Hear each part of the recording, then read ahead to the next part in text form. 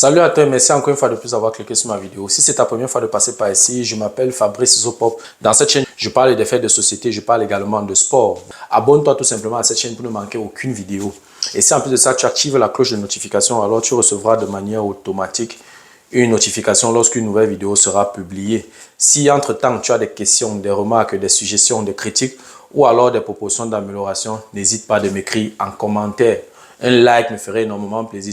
Voilà. Dans la vidéo d'aujourd'hui, je vais me pencher sur les conflits en République démocratique du Congo. Actuellement, la République démocratique du Congo traverse de gros conflits. Et pour comprendre les conflits actuellement en République démocratique du Congo, il faut revoir l'histoire de la République démocratique du Congo, partant même depuis la colonisation et tout. Je vais donc dans la vidéo d'aujourd'hui refaire un peu l'histoire de la République démocratique du Congo pour qu'on comprenne quelle est pour qu'on comprenne la genèse de ces conflits que nous vivons aujourd'hui. Actuellement, ce qui se passe en République démocratique du Congo, ce n'est que la conséquence d'une indépendance mal négociée. Et je vais parcourir dans l'histoire, n'est-ce pas, de la République démocratique du Congo dans cette vidéo. Voilà, si tu veux en savoir plus, reste scotché. La suite juste après le générique.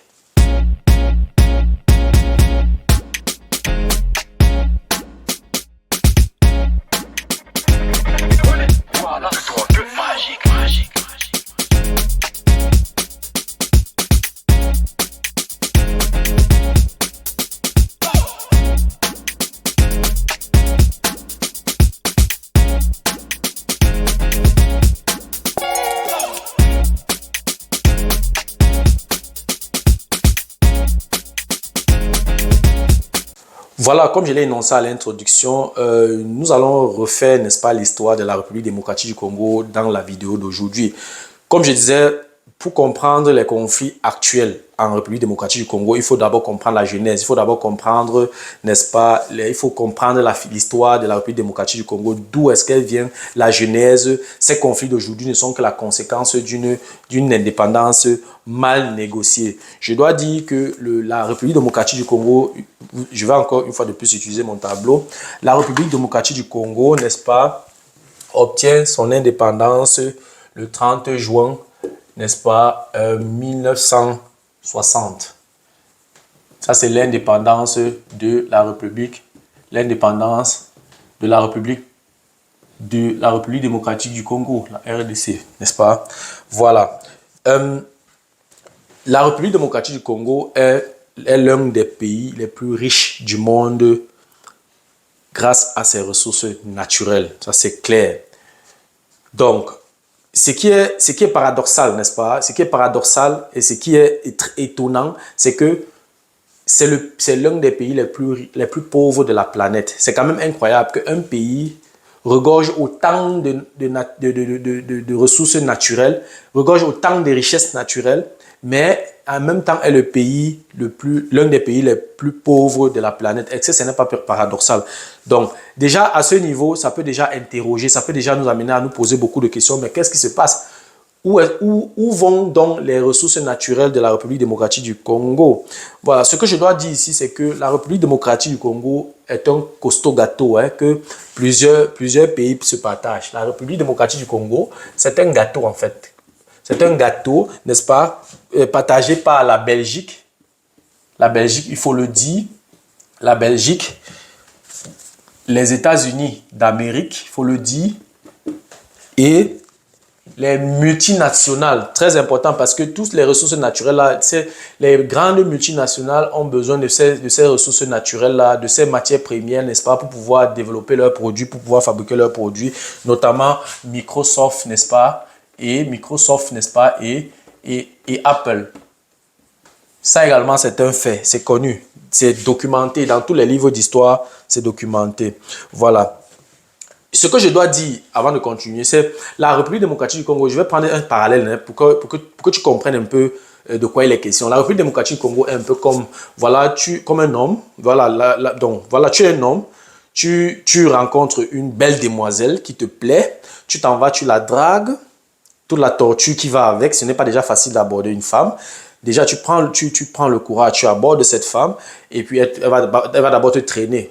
connaissant si c'est une femme africaine, elle va d'abord te traîner sur une bonne durée et une fois qu'elle te traîne, tu es toujours derrière en train de négocier, faire tout et tout pour attirer son attention et après elle accepte d'aller avec toi et puis tu es en relation avec elle, vous passez le temps, tu l'étudies et par la suite tu décides d'aller voir ses parents, tu demandes sa main, tu la dotes, tu l'épouses et puis tu viens la mettre chez toi, vous vivez ensemble et puis un bon matin, un monsieur se lève, il vient, il la prend, il la drague, voilà, il fait cette femme, ta femme, ton épouse qui est enceinte de 5 enfants avec cet homme, toi tu élèves et son amant fait 5 enfants avec elle sans toutefois lui donner même la possibilité de faire un seul enfant avec elle. C'est-à-dire que toi, le mari, toi, celui qui est allé la chercher, toi qui l'as épousée, toi qui l'as dotée, tu n'as même pas eu la chance d'avoir un seul enfant avec elle, mais le monsieur, lui, il fait ses 5 enfants avec elle propre, il n'a pas de problème. C'est un peu comme ça la RDC. Je vais encore prendre un autre parallèle. Tu prépares ton repas, tu prépares ta nourriture, bien là, et puis le voisin entre, il mange tout ça, sans toutefois même te donner la possibilité de goûter même, pour savoir même s'il y avait le piment, ou s'il y avait du sel, ou s'il y avait du cube. C'est quand même incroyable. Voilà un peu à peu près, de manière caricaturée, la République démocratique du Congo. Donc, c'est de cette façon donc, que la République démocratique du Congo est violée depuis des décennies, n'est-ce pas? Donc, lorsqu'il y a une chose, lorsque un pays est violé de cette façon, ça ne peut qu'aboutir à de nombreux conflits qui ne finissent jamais. Donc, on ne peut donc pas s'attendre à quelque chose de différent. Lorsque un pays est violé pendant des décennies, toi, un homme donc tu as investi sur une femme comme la situation que je viens d'expliquer, ça ne peut que te révolter. Toi en tant que le mari, toi en tant que l'homme cocufié. Donc, ce n'est que normal que les tensions commencent à se créer. Tu vas chercher certainement des connexions avec d'autres personnes qui vont t'aider, n'est-ce pas, à combattre cet homme. C'est de bonne guerre. C'est exactement ce qui se passe avec la République démocratique du Congo. Donc, on ne peut pas parler de la République démocratique du Congo sans parler de la Belgique. Donc, on ne peut pas parler de la République démocratique du Congo, n'est-ce pas, sans parler de la Belgique. Il faut que je matérialise ça. Sans parler de la Belgique. Ils sont ensemble. Oui. On ne peut pas parler de la République démocratique du Congo sans parler de la Belgique. En fait, la République démocratique du Congo et la Belgique, n'est-ce pas, sont unis, n'est-ce pas, par les liens forcés de la colonisation. C'est la Belgique, n'est-ce pas, qui a colonisé la République démocratique du Congo, il faut le dire. Bon, le Congo, j'utilise la République démocratique du Congo parce que c'est l'actuelle appellation. La Belgique a colonisé le Congo et c'est donc grâce au Congo que la Belgique est ce qu'elle est. S'il n'y avait pas le Congo, la Belgique ne serait jamais ce qu'elle est aujourd'hui. Elle serait certainement le pays le plus pauvre d'Europe. Je pense que même l'Europe de l'Est devait être plus riche que la Belgique si la République démocratique du Congo, si le Congo n'existait pas. Maintenant, entre 1885, on va aller un peu avec les dates, entre 1885 et 1908, Léopold II, le Belge Léopold II, le roi des Belges, était le propriétaire du Congo, n'est-ce pas? Et lui, Léopold II, lui, il était, en fait, le Congo était son territoire, en fait. Donc, un étranger quitte quelque part, il vient, il décide que ici, c'est mon territoire.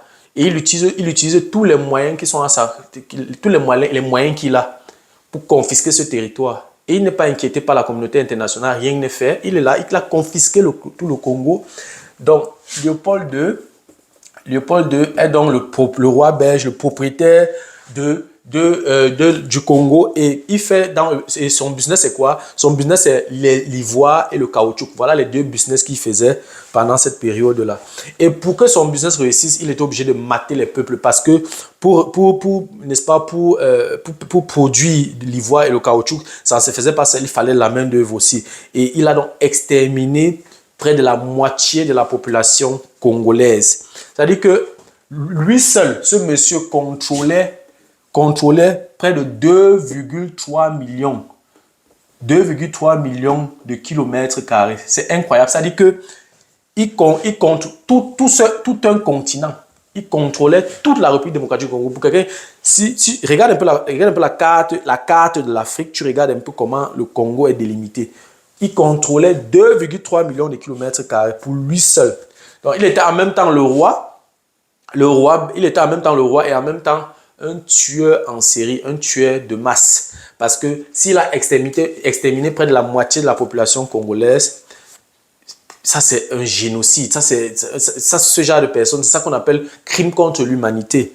Donc, et si on considère donc, c'est à partir donc de 1908, c'est-à-dire de 1908 à 1960, ça c'est la période donc coloniale. Ça c'est la Belgique colonise donc la Belgique colonise donc de manière officielle. La Belgique colonise de manière officielle, colonialise donc de manière officielle le Congo. Le Congo. Et pendant cette période de colonisation-là, la Belgique découvre donc d'autres nouvelles ressources naturelles, par exemple comme l'uranium dans la région. Il faut bien retenir cette région dans la région du Katanga. Dans la région du Katanga, ils ont découvert l'uranium dans la région du Katanga. On va revenir sur cette région-là tout à l'heure. Et il faut aussi savoir que c'est grâce à l'uranium du Katanga, c'est grâce à l'uranium congolais que les États-Unis d'Amérique ont pu développer, n'est-ce pas, leur programme nucléaire. Et étant donné que c'est à cause de la puissance nucléaire des États-Unis que la Deuxième Guerre mondiale a été arrêtée, a été stoppée. Donc, ça veut tout simplement dire que c'est grâce au Congo que la Deuxième Guerre mondiale a été arrêtée. Mais ça, c'est quelque chose qu'on ne dit pas. Ça, c'est quelque chose que beaucoup de personnes ne connaissent pas, n'est-ce pas? La Deuxième Guerre mondiale a été arrêtée à cause de la puissance nucléaire des États-Unis et qui fournissait donc l'uranium aux États-Unis pour leur programme nucléaire. C'était l'uranium du Katanga au Congo. Donc, c'est pour dire que la République démocratique du Congo a joué un grand rôle, n'est-ce pas, pour mettre un terme à la Deuxième Guerre mondiale. Bon, et étant donné que lorsque tu violes un territoire, lorsque tu commets des crimes dans un territoire, oui, tu peux mater une partie du peuple de temps en temps. Tu peux mater une partie du peuple tout le temps. Tu peux mater tout le peuple pendant un temps, mais tu ne peux pas mater tout le peuple tout le temps. Ce n'est pas possible. Donc, à un moment donné, donc, le fait que avec les cris, avec toutes ces souffrances des Congolais, il y a donc un mouvement nationaliste donc, qui est né. Et ce mouvement nationaliste donc, est porté notamment par M. Patrice Lumumba. Nous sommes comme ça dans les années 50. Dans les années 50, c'est là où le mouvement nationaliste, dans les années 50, c'est là où le mouvement nationaliste de Patrice Lumumba a vu dans le jour. Tout simplement, et l'objectif était clair, l'indépendance du Congo. C'est tout ce que ce mouvement nationaliste voulait. Et indépendance véritable, pas les indépendances masquées. C'est ce que Patrice Lumumba voulait. Donc, et ce qui est quand même curieux, ou alors ce qui est impressionnant dans cette histoire du Congo, je ne veux pas dire impressionnant, parce que quand il dit impressionnant, même, je vois beaucoup plus même quelque chose de positif. Ce qui est triste dans cette histoire, c'est que en 1958, je vais marquer là, en 1958, il y a eu une exposition universelle, n'est-ce pas, où la Belgique a présenté à cette exposition, n'est-ce pas, son atomium.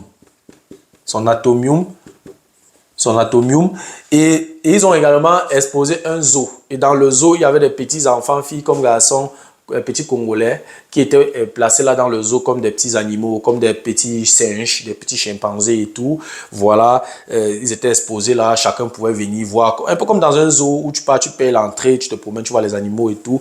Et c'est ce qui s'est passé, c'est ce que la Belgique a exposé pour que le monde entier vienne visiter. Donc, en 1960,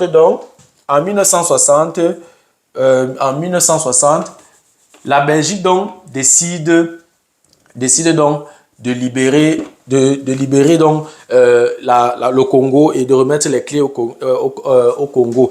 Et c'est là où le roi Baudouin rend hommage au roi Léopold II avec une déclaration publique. Dans une déclaration publique, il a dit en public, en traitant Léopold II, n'est-ce pas, de génie.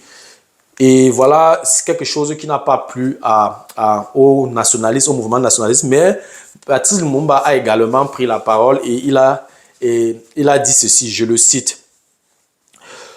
Combattant de l'indépendance, aujourd'hui victorieux, nous avons connu les ironies, les insultes, les coups que nous devions subir matin, midi, soir parce que nous étions des nègres. Lorsqu'il a fait ces déclarations-là, on a vu un révolutionnaire, on a vu quelqu'un qui vient là avec un fighting spirit, il venait là avec une détermination pour changer les choses, n'est-ce pas? Après un tel discours, c'est clair que tout le monde va se réjouir, tout le monde pouvait applaudir, tout le monde était content et que le Congo est enfin libre. Bullshit. Bullshit, il fallait être naïf pour croire que c'était vraiment l'indépendance. Est-ce que les anciens colons avaient dit leur dernier mot? Ils avaient leur programme, ils avaient leur agenda. Laisser comme ça là officiellement et tenir les ficelles, créer les coups bas derrière et t'empêcher de gouverner. C'était ça leur stratégie. Donc ils te donnent l'indépendance à gauche et ils récupèrent ça à droite. Donc c'était une indépendance masquée. Voilà. Et quelques jours plus tard, donc, cette indépendance n'était que l'ombre d'elle-même. C'était tout sauf une indépendance. C'était tout simplement une coquille vide. Donc, quand il y a une indépendance et que cette indépendance n'est pas véritable, le colon cherchait toujours à chercher à vouloir toujours contrôler, mais de manière officieuse, ça crée dans les conflits. Parce que pour tenir, il faut utiliser certains groupes armés. Et en utilisant certains groupes armés, ça déstabilise certaines zones. Et quand ça déstabilise certaines zones, il y a certains citoyens aussi du pays qui veulent aussi se défendre et tout ça. Et puis ça crée des foyers de tension un peu de partout dans le pays. Donc, juste après la déclaration, ou alors après l'indépendance du Congo, directement, le Katanga déclare également son indépendance. Le Katanga que j'ai posé tout à l'heure, le Katanga, comme par hasard, c'est exactement l'un des endroits où il y a beaucoup de richesses naturelles. Donc, le fait que le Katanga déclare son indépendance n'est pas un hasard, c'est un calcul géopolitique clair. En déclarant comme ça, là, et le gouvernement du Congo n'a pas la même mise sur les ressources du Katanga et ça permet donc aux multinationales et aux anciens colons de continuer leur sale besogne parce que le Katanga regorgeait beaucoup de richesses naturelles. Étant donné que les anciens colons et les multinationales et les coups bas qu'il y avait à ce moment-là, c'est là où on a organisé l'assassinat du nationaliste Patrice Lumumba parce qu'il commençait à déranger. Il avait des projets trop révolutionnaires. Donc, il ne pouvait pas faire long chemin et il a été assassiné. Et il a fallu attendre 40 ans pour que la Belgique, n'est-ce pas, s'excuse pour ce meurtre. Donc, venir dans un pays, tuer un leader politique, tuer un leader comme ça, là, et c'est 40 ans plus tard qu'il pense à s'excuser. Donc, et après, donc, et avec le fait que Patrice Lumumba est décédé, maintenant, ça crée encore des tensions. On a dans le pays les milices, on a les milices, par exemple, soutenues par les États-Unis d'Amérique. On a les milices soutenues de l'autre côté par la Belgique. Bon, les États-Unis et la Belgique, ils avaient des milices, donc ils contrôlaient. Les États-Unis et la Belgique contrôlaient les milices d'un côté et l'Union soviétique qui avait également ses milices de l'autre côté. Donc, pendant plus de 5 ans, il y a eu donc une confrontation, voilà, entre les deux grands blocs sur le sol congolais. Donc, en 1965, cette année 1965, c'est là où Mobutu Sese Seko,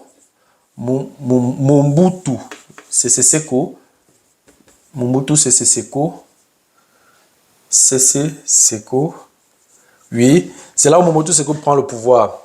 Qu'est-ce qu'il a fait? Il n'a pas fait grand-chose. Il a tout simplement changé le nom en appelant le pays le Zaïre. C'est tout ce qu'il a fait. Et pendant donc 32 ans, il a régné pendant 32 ans. Parce qu'il ne gouvernait pas, il régnait parce qu'il était le roi. En fait, c'était lui maintenant le nouveau roi Léopold II. Oui, pour ceux qui connaissent un peu l'histoire de Mobutu, il a détourné plusieurs milliards de dollars en 32 ans. Je ne sais pas s'il détenait ça, si c'était pour manger ou bien c'était pour préparer l'avenir de ses enfants. Je ne sais pas quel était l'objectif. Je crois qu'à un moment donné, même il pense que c'était la kleptomanie. Parce que ce genre d'argent, c'est pour faire quoi avec?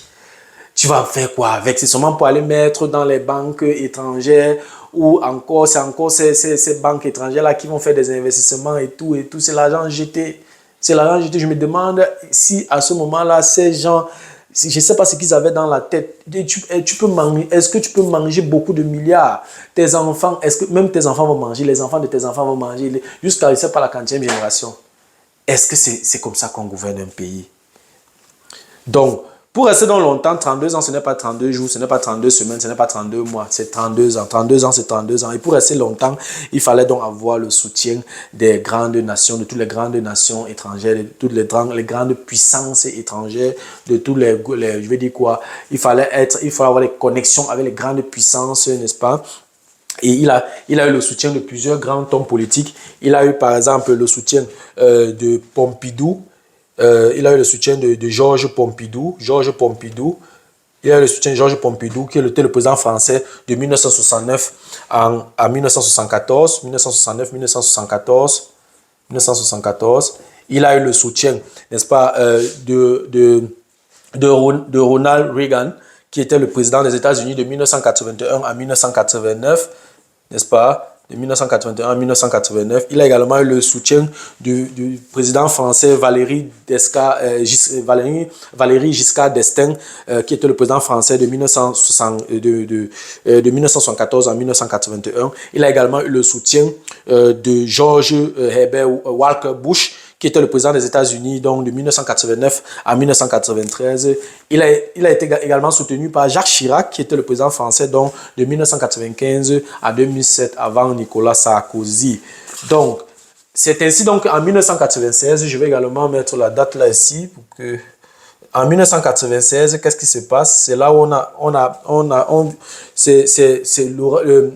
voilà, comme je disais tantôt, tu vas mater le peuple pendant un temps, mais tu ne peux pas mater tout le peuple tout le temps. À un moment donné, il y a toujours des révolutionnaires qui vont se lever. Voilà où Laurent Désiré Kabila se mène une rébellion farouche, une rébellion brute, une rébellion brutale, et il renverse donc le pouvoir de Mobutu.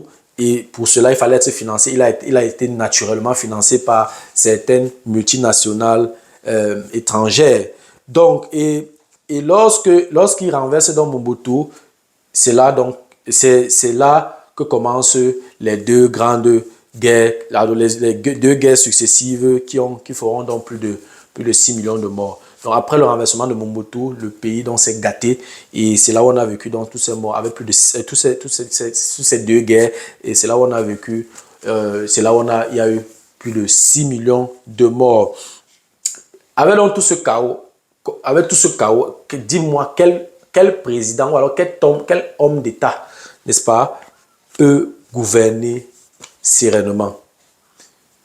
Tout ce chaos donc a créé, a entraîné, donc a ouvert les portes au pillage en masse. C'est-à-dire que quand il y a le désordre, c'est pour ça que dans ces zones, il y a toujours le désordre, parce que quand il y a désordre, c'est là où les multinationales continuent à se servir davantage. Les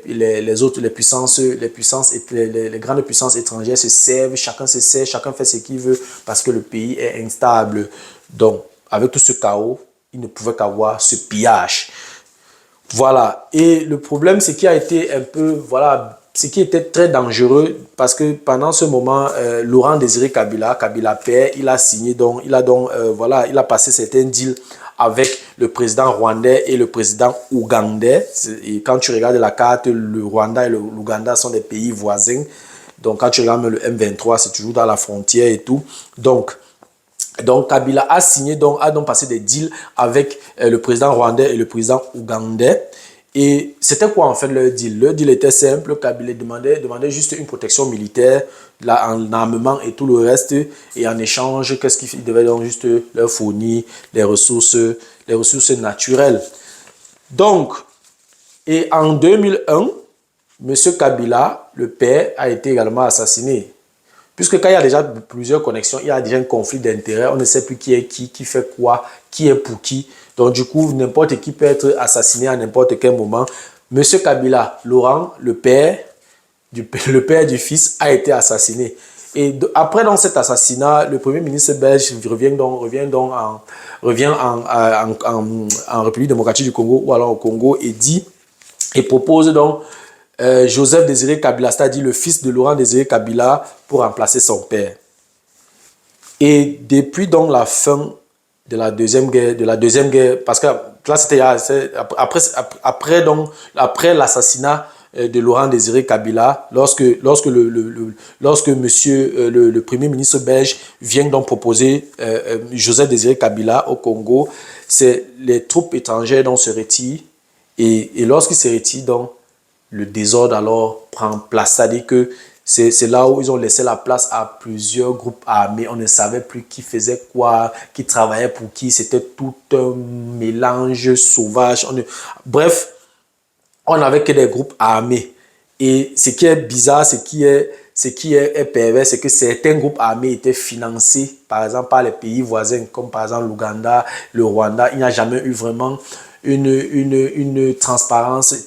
En fait, ces conflits ont toujours été opaques parce qu'il y a trop de connexions. Et pour que quelque chose comme ça, là, pour qu'il y ait ce genre de conflit dans une zone comme celle-là, en République démocratique du Congo, il faut la complicité des Congolais, la complicité des voisins et la complicité également de certaines grandes puissances étrangères ou alors de certaines grandes multinationales étrangères. Donc, bienvenue le pillage des ressources naturelles puisqu'il y a les groupes armés de partout, chacun protège son gâteau, son morceau de gâteau qui va couper. Quand on parle des ressources naturelles, on parle ici de l'or, on parle du cuivre, on parle du diamant, on parle du cobalt, on parle du coltan. Bref, toutes les matières premières pour la fabrication, par exemple, des smartphones, des ordinateurs et certaines voitures et tout le reste. Donc, je dis, on parlait là d'une zone qui est tellement riche et qui peut ravitailler une multitude de multinationales d'entreprises, notamment Apple, notamment Microsoft, toutes les grandes entreprises. Et pour cela, donc, puisqu'il n'y a aucun contrôle, chacun sécurise son petit territoire, son petit morceau de gâteau. Plus de 40 000 enfants travaillaient 10 heures par jour. C'est-à-dire qu'il faut même encore chercher à savoir si on les payait même. Donc, c'était tout simplement l'exploitation. C'était vraiment l'esclavage. Donc, tout simplement parce que le pays n'était plus gouverné et ces petites zones de conflit n'étaient plus contrôlées par le pouvoir central. Donc, du coup, il n'était plus possible d'avoir un état de droit dans cette zone-là. Voilà. Donc, et c'est clair que une zone qui regorge autant de ressources naturelles, et notamment le cobalt qui est vraiment qui est le cœur du ballot, qui est tellement convoité par les grandes multinationales comme Microsoft, comme Apple, comme Samsung. Tous les téléphones, les ordinateurs ont besoin du cobalt pour fonctionner. Donc, ton smartphone que tu as ou alors ton ordinateur que tu utilises pour regarder cette vidéo, il faut donc savoir que c'est certainement, n'est-ce pas, une partie de la richesse de la République démocratique du Congo que tu es en train de consommer. Donc, depuis 2019, le pays a un nouveau gouvernement, n'est-ce pas, avec monsieur Félix Tshisekedi, voilà, qui se bat comme il peut. Et c'est difficile de gérer un pays, n'est-ce pas, ou alors de gouverner un pays sereinement avec tout cet historique-là, avec tous ces conflits qui ne sont pas des conflits qui sont nés hier, mais des conflits qui datent depuis la colonisation. Donc, les problèmes de fond n'ont pas été résolus en République démocratique du Congo. L'indépendance n'a pas été véritable. Voilà, ceux qui ont précédé les dirigeants actuels de la République démocratique du Congo n'ont pas fait ce qu'il fallait. Il n'y a pas eu suffisamment de révolutionnaires, il n'y a pas eu suffisamment d'hommes d'État droit dans leur botte. Il n'y a pas eu suffisamment de nationalistes, n'est-ce pas, pour permettre à la République démocratique du Congo, n'est-ce pas, de sortir du joug colonial. Parce que jusqu'à présent, les multinationales n'ont jamais lâché la République démocratique du Congo. Elles sont toujours là. Que ce soit les grandes puissances étrangères, que ce soit les multinationales, elles sont toujours présentes en République démocratique du Congo.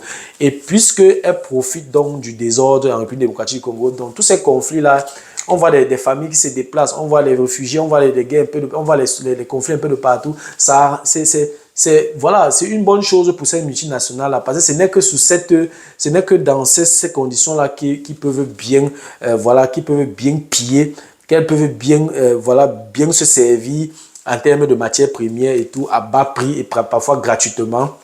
Donc, du coup, c'est, voilà, donc la seule chose, n'est-ce pas, pour mettre un terme à ce conflit, ou alors à ces conflits, il va falloir tout faire pour revoir, donc, ou alors pour mettre cette multinationale sur la table et négocier en termes de contrat avec ces multinationales pour que les contrats soient, il faut que les contrats soient transparents. Et il faut d'abord un gouvernement courageux. Il faut un gouvernement qui soit capable de remettre tout ça en question pour pouvoir d'abord contrôler son territoire. Et pour cela, il a besoin de l'aide, non seulement de ses pays voisins, mais il a également besoin de l'Union africaine. Je ne sais pas si l'Union africaine est là. Je ne sais pas si l'Union africaine est là pour, n'est-ce pas, pour la sécurité du territoire africain, ou alors je ne sais pas pour qui l'Union africaine roule, mais si on regarde la façon que les choses avancent, l'Union africaine ne roule pas pour les pays africains. Sinon, comment expliquer que la République démocratique du Congo soit encore dans cette situation jusqu'aujourd'hui, après tout ce qu'elle a subi, colonisation, après colonisation, toutes les guerres qu'il a eu, le génocide et tout le reste, jusqu'à présent, on parle toujours des conflits en République démocratique du Congo. Tout ça parce que il y a un conflit d'intérêts. Il y a plusieurs nations, plusieurs multinationales, plusieurs puissances étrangères qui veulent se servir gratuitement. Donc, il va falloir un courageux, il va falloir un nouveau groupe de nationalistes comme le groupe de Patrice Lumumba pour venir changer les choses en République démocratique du Congo. Sinon, oui, les conflits qu'on vit actuellement, peut-être ça va un peu se calmer et puis on va un peu, voilà, essayer un peu de couvrir un peu et après dans 5 ans ça va encore reprendre parce que ce qu'on vit aujourd'hui ce n'est pas un truc d'aujourd'hui, c'est pas quelque chose là, il y a eu déjà plusieurs guerres au Congo, donc ce n'est pas quelque chose d'aujourd'hui. Ce qu'on vit aujourd'hui c'est les conséquences c'est les conséquences des contrats mal signés par le passé, c'est les conséquences d'une indépendance mal négociée dans le passé. Donc oui, je m'adresse au peuple congolais, vous devez vous ressaisir, vous devez faire bloc et vous aligner derrière un leader sérieux et faire tout, n'est-ce pas, pour que votre pays soit indépendant de manière véritable. Même comme c'est un rêve, mais il n'est pas interdit de rêver. C'est la seule façon, n'est-ce pas, de pouvoir mettre un terme à tous ces conflits. Là, si une multinationale a besoin du cobalt, elle vient, elle rencontre le gouvernement du Congo et elle pose donc, on présente un contrat. Et puis on lui dit bon voilà, si vous voulez, n'est-ce pas, vous avez besoin de telle quantité de matières premières, voilà ce que ça va vous coûter et tout. Et ce sont des contrats qui doivent être visibles, ça doit être transparent. Et là on va donc éviter les contrats signés dans la nuit, les contrats signés derrière. Et puis voilà, la finalité c'est les conflits. Parce que si je viens signer un contrat quelque part et que j'ai la possibilité de prendre une matière première comme le cobalt gratuitement, si j'ai la possibilité de le faire, c'est de bonne guerre. Chaque pays, ou alors entre les nations, il n'y a pas d'amis, hein, entre les États, il n'y a pas d'amis. Donc, si j'ai une possibilité de te descendre pour prendre tes matières premières, je vais prendre. Si tu es bête, pendant une négociation, je vais t'avoir. Donc, il faudrait donc que chaque dirigeant comprenne ça. Et ce n'est que le peuple là, ce n'est que le peuple qui doit être conscient. Et dans ce genre de pays, dans un pays comme la République démocratique du Congo, la République démocratique du Congo a aujourd'hui besoin d'un peuple, pas d'une population. Un peuple éduqué et qui comprend les enjeux géopolitiques. Sinon, ça va être une catastrophe. Ce problème ne sera pas résolu du jour au lendemain. Donc, voilà un peu en quelques minutes, n'est-ce pas, ce que je voulais dire par rapport à l'histoire, n'est-ce pas, de ce pays, de ce grand pays, de ce pays qui regorge autant de richesses naturelles. C'est un scandale géologique. Oui, donc voilà, c'était tout ce que j'avais à dire sur ces différents conflits. J'espère que la vidéo t'a plu, j'espère que la vidéo a été à la hauteur de tes attentes. Voilà, si la vidéo t'a plu, je te prie de la partager au maximum. Voilà, si les contenus de cette chaîne t'intéressent, je te prie, n'est-ce pas, d'abonner cette chaîne pour ne manquer aucune vidéo. Et si en plus de ça, tu actives la cloche de notification, alors tu recevras de manière automatique une notification lorsqu'une nouvelle vidéo sera publiée. Si entre-temps, tu as des questions, des remarques, des suggestions, des critiques ou alors des propositions d'amélioration, n'hésite pas à m'écrire en commentaire. Un like me ferait énormément plaisir. Merci encore pour ta disponibilité. Merci pour ton attention. C'était Fabrice. On se dit donc au revoir et à la prochaine. Ciao.